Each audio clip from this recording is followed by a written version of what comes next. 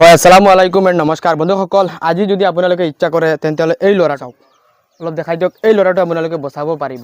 যদি আপোনালোকে ইচ্ছা কৰে এই ল'ৰাটোক আপোনালোকে বচাব পাৰিব। এটা বহুত ডাঙৰ বেমাৰ, ইতিমধ্যে ডক্টৰে কি বেমাৰ ধৰিব পৰা নাই, সময়ে সময়ে পেটটো ফুলি গৈছে। বন্ধুসকল চাওক, আজি এটা শিশুৰ জীৱন আছে। আজি দেউতাৰ এই শিশুৰ মুখৰ ফালে চাইতো নিজৰ সম্পত্তি বিক্ৰী কৰি শিশুটো ভাল কৰিব পৰা নাই। গুৱাহাটীৰ মাজমজিয়াৰ হস্পিটেলত কান্দি কান্দি দেউতাই আপোনালোকৰ সহায় বিচাৰিছে। আজি আমি এই ঘৰত উপস্থিত হৈছোঁ সেইটো দুৰ্ভগীয় পৰিয়াল, যিটো পৰিয়ালে সকলো সা সম্পত্তি ইতিমধ্যে শেষ হৈ গৈছে। এতিয়া বেলেগ কোনো বিকল্প নাই। আমাৰ বিদেশত থকা বাই বন্ধুসকলৰ অলপ কাষ চাপিছে যে আপোনালোকে এই শিশুটোৰ মুখৰ ফালে চাই আপোনালোকে সহায় কৰক। সহায়ৰ অত্যন্ত প্ৰয়োজন। মানুহে মানুহৰ বাবে আমি এনেকুৱা দুখীয়া পৰিয়ালৰ কাষত থিয় দিওঁ, লগে লগে আপোনালোকে যথেষ্ট সঁহাৰি জনায় আৰু এনেকুৱা ভিডিঅ' দিয়াৰ লগে লগে আপোনালোকে যথেষ্ট শ্বেয়াৰ কৰে।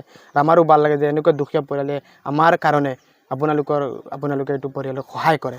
গতিকে পোনে পোনে মই জানিমেই মাতি কৰি কিতা কইবা রাইজরে গেছিলাম হসপিটালত তো গিয়া আইসে গিয়া আইয়া কোনো আমরা এখন আইয়া দুই তিন দিন হয়েছে ওইয়া পেটুট ফুলিয়া এখন আর কোনো জিও করতাম পারিয়াম না, আর কোনো জিও করতাম পারিয়াম না। এখন আমরা কিতা করতাম, এখন কোনো চেহারা নাই বলে যেন হসপিটাল লইয়া যাইমু ফসা করি আসছে জেনিলা কোনো কথাও নাই, যেন যাইমু করে জেনিলা কোনো জিও নাই।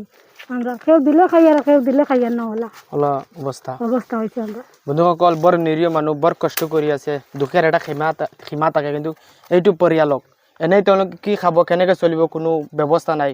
ঘৰৰ একমাত্ৰ উপাৰ্জনকাৰী দেউতা আজি অসহায় হৈ পৰিছে, আপোনালোকৰ সহায় বিচাৰিছে নিজ পুত্ৰৰ কাৰণে। বন্ধুসকল চাওক, কোনো হস্পিটেল বাকী নাই। তেওঁলোকে এইবোৰ চাওক, সকলো হস্পিটেল গৈছে। এনেকুৱা ভিডিঅ' শ্বেয়াৰ নকৰিলে আপুনি কি ভিডিঅ' শ্বেয়াৰ কৰিব? আজি আপোনালোকৰ মানৱতাটো দেখুৱাই দিয়ক। এইটো পৰিয়ালক টাইটেলত থকা ফোনপে' নাম্বাৰত 10-5 টকা দি সহায় কৰক, নহ'লে ভিডিঅ'টো শ্বেয়াৰ কৰিব। মই দেউতাৰ পৰা পোনে পোনে জানিম কি জনাব বিচাৰিব। মোৰ হাতত আছে সকলো এভিডেঞ্চ। তেওঁলোকে যিখন হস্পিটেল গৈছে বেমাৰ কি ধৰিব পৰা নাই, মানে এনেকুৱা এটা অৱস্থা। এই পেটটো দেখিলে আপোনালোকে আচৰিত হৈ পৰিব যে সৰু ল'ৰাটো, আপোনাৰো ল'ৰা আছে, আপোনাৰো ঘৰত এনেকুৱা সৰু সৰু শিশু আছে, দেখি কোনো মৰম নালাগে নেকি? ভিডিঅ'টো শ্বেয়াৰ কৰিব আৰু পাৰিলে এইটো পৰিয়ালে সহায় কৰিব। কি জনাব বিচাৰিব ৰাইজক? রাইজে তো আর সবরে হইয়া আর এখন তো হরুতাই লিয়া গেছিলাম, গিয়া তো ঘুরিয়ে আইসি। এখন আইয়া তো 2-3 দিনের ভিতরে পেট ফুলিয়া অবস্থা খারাপ, মোর বন্যা বাঁচবো। এরকম আমরা যাইতাম যে কোনো বাই লইয়া তারে, আমরা তো চাইরে না পয়সা নাই। কত টাকা লাগবো মানে বেমারে ডাক্তারে কইছে নি? এটা তো আর কোনো কিছু কইতাম পারি না। এখন কত টাকা লাগবো ডাক্তারে তো এটা কোনো ডিমান্ড দিছে না আমরা। এখন তো এই অবস্থা হিসাবে এখন তো বহুত পয়সার দরকার। ফোনপে নাম্বার যে টাকা দিলে পাইবা নি? এগুলো স্ক্যানারও দিলে আমরা টাকাটা পাইমু, কোনো অসুবিধা নাই। আমরা বিশ্বাসও আছে, কোনো অসুবিধা হইতো না। নিজস্ব মানুহ তারা স্ক্যানার সকল সেইবোৰ আমি সকলো অলপ তদাৰক কৰিম, কিয়নো আপোনালোকে যদি অলপ চেষ্টা কৰে তেন্তে এই ল'ৰাটোক উন্নত চিকিৎসা কৰিবৰ কাৰণে দেউতাই ডাঙৰ হস্পিটেল লৈ যাব পাৰিব, গুৱাহাটীত আকৌ পুনৰাই লৈ যাব পাৰিব।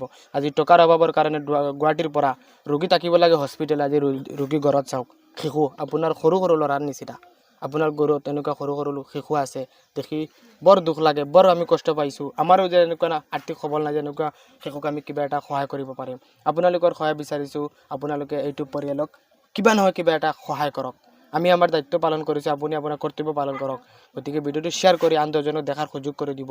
এইটো পৰিয়ালে টকা পোৱাটো অত্যন্ত জৰুৰী, বহুত জৰুৰী ভিডিঅ'ৰ কাৰণে মই কৰিছোঁ। আমি জানো এনেকুৱা হোজাই ভিন্ন অঞ্চলত চুকে কোণে গৈ মই ভিডিঅ' বনাওঁ। আমাকো পাৰিলে আপোনালোকে সঁহাৰি দিব, ফ'ল' কৰি দিব, যাতে আমাৰ উৎসাহিত হৈ এনেকুৱা দুখীয়া পৰিয়ালৰ কাষক আমি থিয় দিব পাৰোঁ। ধন্যবাদ।